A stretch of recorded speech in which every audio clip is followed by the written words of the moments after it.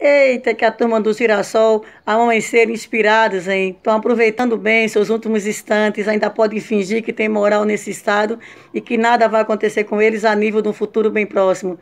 Primeiro, esse deputado aí sem credibilidade, sem moral, que só está na Assembleia por conta de uma artimanha imoral de um outro seu amigo deputado, fica agora cantando de galo. Quer dizer, Anísio Maia, deputado estadual forçado, que a Operação Calvário é uma versão da Operação Lava Jato, adivinhasse na mosca. E adivinha quem é que está preso através da Operação Lava Jato? E adivinha quem é que vai ser preso através da Operação Calvário? Acho que eu não tenho nem que te falar o nome, né? Tem nem que ser evidente para relembrar o básico. Elementar, meu caro Watson. Cala a boca, fica aí na Assembleia caladinho, miudinho. Porque quem está na Assembleia, devido a uma artimanha imoral como você tá, tem mais é que se fingir de morto. E não ficar aí cantando de galo que você nunca foi e nunca será. E aí o amigo dele, o ex-governador Ricardo Coutinho, vem dizer que o presidente Bolsonaro não entende nada de políticas públicas. Falou o Bambambam, o crânio, o cara mais inteligente da Paraíba de políticas públicas, principalmente privadas, não é isso? Não é à toa que saiu como ex-governador um dos mais ricos do Brasil. Tá aí. 2 helicópteros que custaram somente uma bagatela de quase 200 milhões de reais, parados, sem servir para porra nenhuma, enquanto tem servidores da saúde com seus salários atrasados. Ele entende de tudo, de políticas públicas, ele pode falar. Vão aproveitando, Jardim Girassol, que a Operação Calvário vai jogar inseticida em cima de vocês todos. E aí, vamos ver quem é que ainda vai conseguir falar, sendo vaporizado pelas verdades dos fatos, que em breve toda a Paraíba vai conhecer. E já está conhecendo. Sabe por quê? Porque Deus é mais na Paraíba. E não tem corpo fechado que a HE que o judiciário paraibano não abra. Fala sério. Olá, minha gente, muito boa noite. Pois é, o problema do nosso país, minha gente, é que nós temos quadrilhas criminosas por todos os cantos. Nós temos pessoas que estão querendo destruir a nossa nação de todas as formas. Inclusive algumas pessoas que, na verdade, não querem destruir a nação, mas querem, por exemplo, roubar, matar, destruir, traficar, enfim, praticar todos os atos criminosos, até mesmo sem nem saber quais serão as verdadeiras consequências disso. Porque tem gente que pratica os seus atos e não mede consequências, não imagina o que vai acontecer depois de A ou B, né? A única coisa que eles querem é ter a segurança de que eles não serão machucados, mas se alguém poderá sair machucado disso, não é problema. É uma coisa assim meio interessante, porque a gente vê muito isso com as quadrilhas criminosas. As quadrilhas criminosas agem de uma forma como se tudo pudesse acontecer, porque o mundo, digamos, gira em torno deles. Tudo, por exemplo, você pode ser prejudicado, mas o bandido jamais, porque o bandido, coitado, ele está no exercício de sua função, né? Como é que ele pode vir a ser prejudicado, ou por que ele poderá vir a levar um tiro, ou por que ele poderá ser preso? Ele não consegue entender isso, ou não quer entender isso. É a psicopatia em funcionamento. Muito bem. Nós vemos aí que no Brasil inteiro, em todos os estados, existem quadrilhas criminosas tomando conta do estado. No Paraná tem, no Rio Grande do Sul tem, Santa Catarina tem, São Paulo tem, Rio de Janeiro tem. Em todos os lugares nós temos verdadeiras quadrilhas criminosas.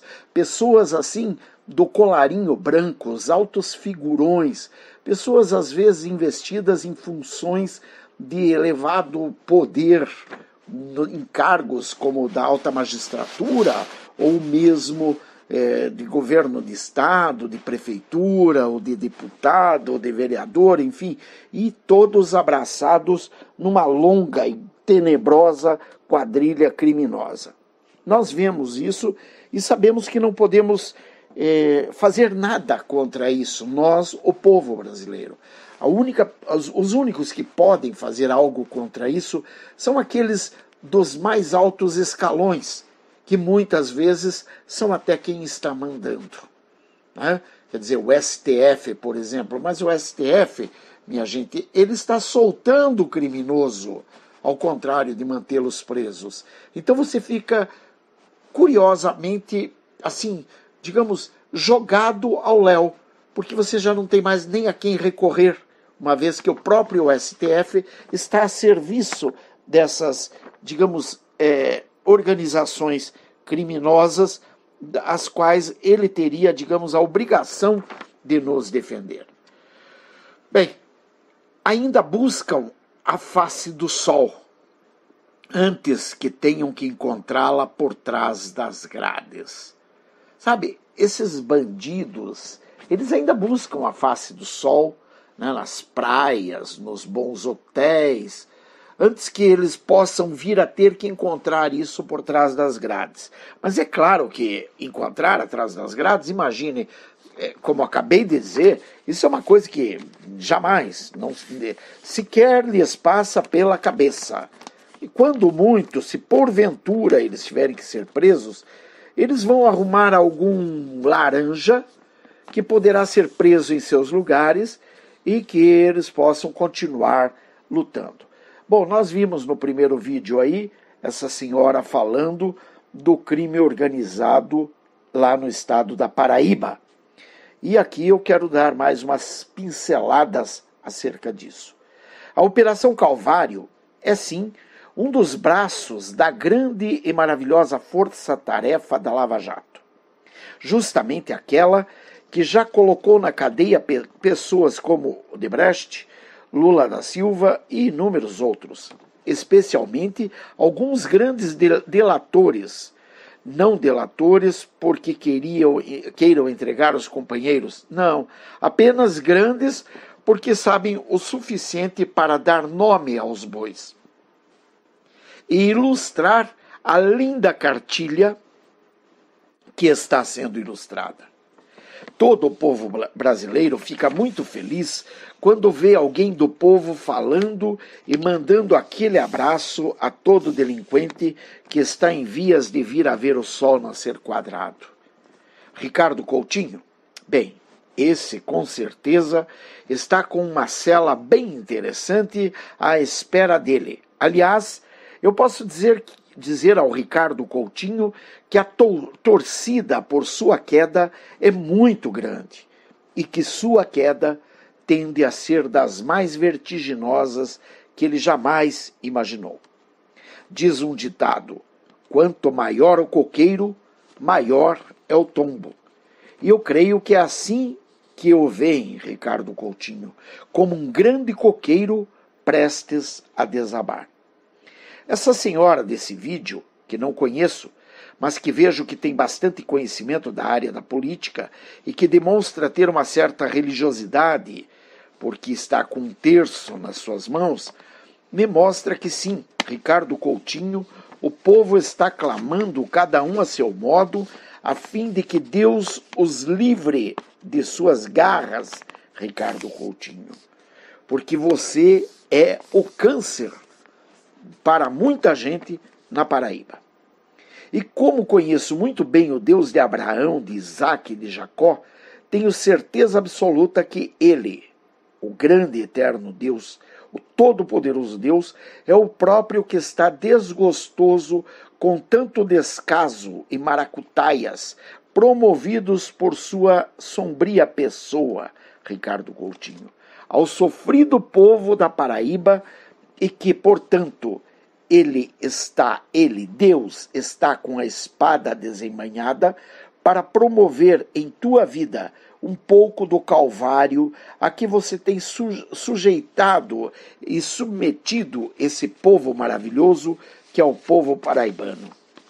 E tenho a certeza, haverá luz sobre casos como o acidente ocorrido em 10/3/19, no entroncamento da BR-230 com a Paraíba, com a PB-195, que dá acesso à cidade de Tenório e que deixou como vítima fatal Elivânia da Costa Gomes. Lembrando que é claro que esse não é o único caso sendo investigado. Além disso, provas é que não faltam. e Livânia Maria da Silva Farias, Elvis Rodrigues Farias, Leandro Nunes Azevedo, Anísio Maia, Ricardo Coutinho, Daniel Gomes, Michele Lousada Cardoso, Jaime Gomes da Silva, Roberto Calmon, Coriolano Coutinho, Haroldo Rivelino da Silva, Haller Renu da Silva, Gabriela Isabel da Silva Leite. Como se vê, o rosário é bastante longo e os nomes se sucedem e prometem luzes sobre coisas que teimam em não ficar na obscuridade. Temos a certeza absoluta que esse castelo de cartas montado na Paraíba se estende sobre outras unidades da federação e, portanto, temos por certo que muita coisa nova virá por aí. E por falar em Livânia Farias, lembro de ter lido a respeito dessa personagem e que ela teria voltado a depor. Parece que nesse depoimento de poucos dias atrás, nos primeiros dias de junho de 2019, ela teria revelado alguns detalhes escabrosos do esquema de corrupção que parece ela conhece muito bem. Segundo me consta, entraram detalhes do esquema na Cruz Vermelha e parece que algumas figuras bastante expressivas ficaram expostas. É claro que as coisas estão rolando em segredo de justiça e que Livânia teria feito seu depoimento junto ao Ministério Público e que o foco principal seria a Cruz Vermelha e algumas outras organizações sociais que têm atuação forte na Paraíba. Os cofres públicos paraibanos foram saqueados, mas consta que Livânia conhece bastante do esquema, com uma listinha bem interessante de empresários e servidores públicos que se locupletam ou se locupletaram nesse esquema. Sabe-se que a ex-assessora Maria Laura Caldas de Almeida Carneiro também já tinha fornecido alguns elementos preciosos à investigação, que agora, após o cruzamento das informações, ficaram muito mais enriquecidos com os depoimentos de Livânia. Acho que os figurões paraibanos já não saem mais do banheiro. A dor de barriga deve estar sendo muito grande. Segundo consta, esse seria um dos maiores escândalos de assalto aos cofres públicos de que se tem notícia no estado da Paraíba. Em 16 de março de 2019, ao retornar de uma viagem a Brasília e Belo Horizonte, Livânia foi presa na cidade de João Pessoa e logo após sua prisão foi exonerada de seu cargo pelo governador João Azevedo. Dia 18 de março, ela passou pela audiência de custódia, ocasião em que teve sua prisão mantida, e não somente isso, recebeu a decretação de nova prisão. Depois de alguns depoimentos ao GAECO, no dia 23 de abril, Livânia foi liberada pela Justiça. Segundo consta, por um depoimento que durou mais de 6 horas, restou sabido que Livânia sabe muito acerca do funcionamento do esquema criminoso que vem operando no Estado. Ela corroborou também detalhes da delação do ex-assessor Leandro Nunes de Azevedo, no que tange ao pagamento de propinas, assunto no qual ela, Livânia, não poupou detalhes, relatando, por exemplo, que o sistema chegou ao Rio de Janeiro e isto comprovou-se inclusive pelo fato de que a força-tarefa da Operação Calvário havia flagrado Leandro em um hotel do Rio de Janeiro recebendo R$900 mil dentro de uma caixa de vinhos, das mãos de Michele Lousada Cardoso, que, na época, era a secretária particular de Daniel Gomes da Silva, que figura como sendo o cabeça dessa organização criminosa. Parece que desse esquema já está surgindo uma preciosa delação premiada. Estima-se que essa organização criminosa já tenha movimentado uma quantia superior a 1,1 bilhão desde julho de 2011, data em que o ex-governador Ricardo Coutinho fechou um contrato com a organização social em questão. Ou seja, minha gente, essas organizações criminosas, elas estão muito bem enfronhadas no Brasil inteiro. Elas estão causando, como diríamos no português meio banal, né? Porque, veja bem, eles são os donos do Brasil. Eles operaram livremente, eu digo assim, porque a partir de 2003, quando Lula chegou ao poder, ele levantou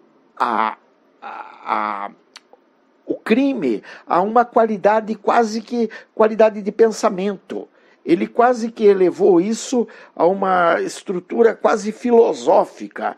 Então, por exemplo, era raro você ver uma figura do alto escalão que não tivesse uma ficha corrida bastante extensa, inclusive frequentando o Planalto. Ou seja, então isso vem especialmente de 2003 para cá. Por que de 2003 para cá? Porque de 2003 para cá escancarou o que antes era mais discreto, ficou escancarado a partir de 2003. Eles já não tinham mais vergonha, eles já não tinham mais medo, eles já faziam o que queriam. Malas corriam pelas ruas com 500 mil reais dentro para ser levada a fulano, ciclano ou beltrano. Quando o cara era pego com dólar na cueca, vejam só, simplesmente depois o cara ainda era premiado com um cargo no alto escalão e ficava por isso mesmo. Quer dizer, não houve absolutamente nada para parar esse mecanismo criminoso que vinha tomando de assalto todas as esferas da nossa nação. Agora, com o advento de Bolsonaro, há uma possibilidade de que isso venha a cair, ou até mesmo a ser investigado, talvez até uma mudança de paradigma na nossa nação. O que está um pouco difícil, porque aqueles que estão tomando conta de tudo não querem essa mudança. Eu não estou dizendo para vocês que Bolsonaro seja a única pessoa mais correta deste país. Não, não é isso. Mas ele aparenta ser e aparenta ter interesse em realmente fazer algo novo, algo bom, algo para melhorar esta nação. Então nós temos sim que pelo menos tentar, já que chegou ele ao poder, já que Bolsonaro está no poder. Eu também quero, como muitos querem, a intervenção militar naquele molde tradicional, com tanques e canhões nas ruas. Só que tem um detalhe, parece-me, pelo que tenho observado, que esse não é o melhor momento para esse tipo de assalto, de atitude dos militares para com a nação. Tá? Então, por isso, os militares estão tomando uma certa cautela para agir, porque, pelo visto, muita coisa ainda poderá vir a ser revelada antes de que seja necessária uma atitude desse nível. Por exemplo, a entrada dos militares dentro do STF, a prisão daqueles 11 e o consequente fechamento do STF. Parece-me, inclusive, que hoje, neste dia de hoje, 9 de junho, acho que é 9, 8 de junho, uma coisa assim que nós estamos, neste 9 de junho, já tem assim algumas pessoas dentro do próprio STF tomando algumas atitudes que não ousava tomar até ontem. Pessoas se manifestando contrário a determinadas atitudes que já virou lugar comum no STF. Por quê? porque está havendo a mudança, e essa mudança, pode ter certeza, vai ser mais violenta, vai ser mais pesada e mais capaz de fazer alguma coisa pela melhoria da nossa nação. Creiam, nós vamos ver coisas muito interessantes daqui para frente. Vamos tomar um pouco mais de tempo, dar mais atenção ao que está acontecendo e, especialmente, vamos dar crédito a quem de fato merece: as nossas Forças Armadas, as nossas polícias federais, militares, estaduais, civis, que estão empenhadas nesse trabalho de desmantelamento, especialmente, de tudo o que está acontecendo, como, por exemplo, essas universidades que estão tendo a troca de suas reitorias, porque é com a troca dessas reitorias que nós vamos poder vir a ver novamente os nossos filhos, os nossos netos, podendo entrar numa faculdade e, quem sabe, até sair de lá bem formados. Por enquanto, eles saem de lá mal formados e formados para o crime, para a toxicologia, né? para que sejam usuários de drogas, para que saiam de lá envolvidos com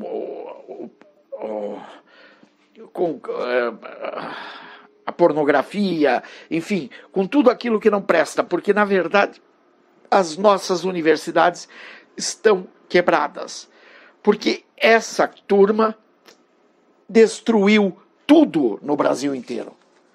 Vamos em frente, que atrás vem gente. Que Deus abençoe a todos em nome de Jesus. Sejam bem-vindos, meus queridos. Bye. Beijos. Fui.